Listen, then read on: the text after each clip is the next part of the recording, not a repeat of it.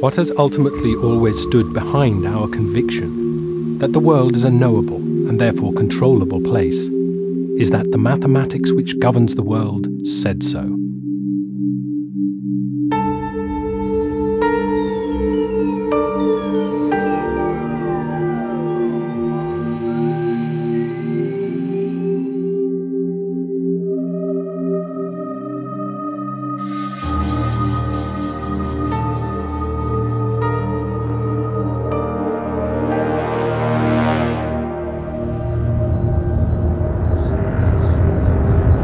But what happens when that assurance is taken away? When the mathematics begins to tell us that perhaps the world isn't as predictable and controllable as we once thought, that our old assurances might be wrong. Financial markets around the globe are in turmoil today as another huge bank collapses. And when the disasters of today begin to fuel fears for tomorrow.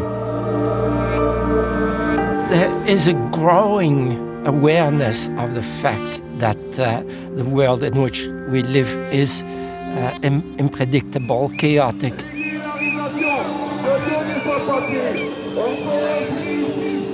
We thought we could control everything, now we feel we can control nothing. And that comes out of this notion that there is chaos in the world, that you can never know enough to be able to really predict it, let alone control it. From simple models and the mathematics which control them is coming a challenge to our old worldview.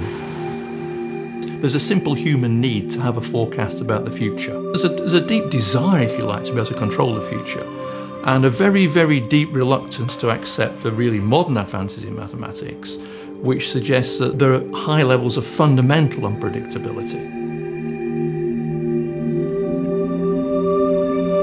The fear for two of America's largest mortgage companies as their shares collapse.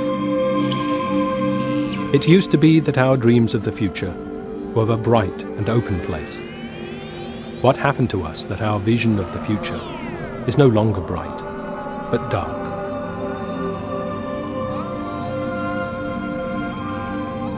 People are really, really hit and they're really depressed and there's nowhere to turn.